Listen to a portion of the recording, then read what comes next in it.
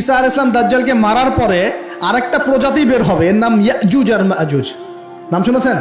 এই যে এই সূরার মধ্যেই আছে, এই সূরা কাহাফের কথা বললাম না, সূরা কাহাফের পিছনের দিকে আছে ইন্না ইয়াজুজ ওয়া মাজুজ মুফসিদুনা ফিল আরদ। যুলকারনাইন বাদশার কথা পড়বেন, তিনি এই যে দেয়াল নির্মাণ করে দিয়েছিলেন লোহা এবং তামা দিয়ে, মনে আছে, পড়েছেন? আচ্ছা, এই ইয়াজুজ আর মাজুজ যখন বের হবে পৃথিবীর পানি খেয়ে শেষ করে ফেলে দিবে একেবারে। এর এত বেশি হিংস্র হবে যে এদের সাথে লড়াই করার মতো ক্ষমতা কোনো মানুষেরই থাকবে না। এমনকি ঈসা আলাইহিস সালামেরও নয়।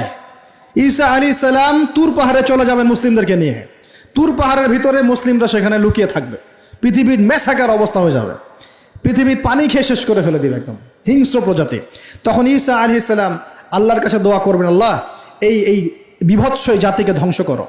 আল্লাহ রাব্বুল আলামিন তখন ওই ইয়াজুজ আর মাজুজের এই কাঁধে, ঠিক কাঁধের মাঝখানে একটা ভাইরাস জন্ম দিবেন। কি জন্ম দিবেন? ওই যে বলি না মহামারীর ভাইরাস, অমুক ভাইরাস তমুক ভাইরাস, এই ভাইরাস আরও সামনে আছে বাকি এখনো। ওই ভাইরাসে, ওই পোকায়, ওই ব্যাকটেরিয়া বা যেটাই হোক আল্লাহ পাক যাই দিবেন, এতে করে ইয়াজুজ আর মাজুজের পুরো প্রজাতি ধপধপ ধপধপ করে মারা যাবে। মানে এটা ছোঁয়াচে রোগ হবে। কি রোগ হবে? ছোঁয়াচে। ঠিক যেমন আমরা একটু করোনা দেখলাম না, একজন থেকে আরেকজন, একজন থেকে আরেকজন, এরকম জিনিস চলবে আরো বিশ্বে।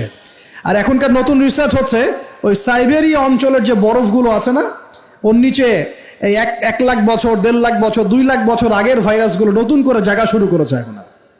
হ্যাঁ, এগুলো বিজ্ঞানীরা বলছেন যে এগুলো আবার কোন দিন জানি পৃথিবীতে আত্মপ্রকাশ করা শুরু হয়। সব কিছুই ঘটবে। বিশ্বটার খুব রহস্য আছে, বিশ্বটার অনেক রহস্য আছে। আল্লাহ পাক এগুলো খেলার ছলে সৃষ্টি করেন নাই, পরীক্ষা। লিয়াবলুয়াকুম আইয়ুকুম আহসানু আমালা, আল্লাহ পাক বলেছেন। এরপরে ইয়াজুজ আর মাজুজের সব প্রজাতি মারা যাবে। নবীজি বলছেন জমিনে কোনো জায়গায় ফাঁকা থাকবে না, সমস্ত জায়গাতেই ওদের দেহ পড়ে থাকবে। আল্লাহু আকবার।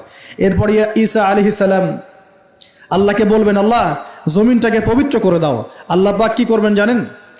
বড় বড় নখরওয়ালা, বড় বড় নখ আছে, নখ দেখেছেন? বড় বড় নখ, বড় বড় নখওয়ালা একটা স্পেশাল প্রজাতির পাখি আল্লাহ পাঠাবেন। কি পাঠাবেন? পাখি। এটা কোন পাখি, কি নাম আমরা জানি না। ঠিক এরকম করে এই এক শ্রেণীর পাখি আল্লাহ পাঠাবেন যাদের নখগুলো খুব বড় বড় হবে, বিশাল বিশাল নখ। এই নখগুলো দিয়ে তারা দেহগুলোকে উঠাবে, উঠিয়ে নিয়ে কোথায় যে ফেলে দেবে আল্লাহ ভালো জানেন। সুবহানাল্লাহ, আল্লাহু আকবার। আল্লাহ পাক বিশ্বে কত কি বাকি রেখেছেন এখন।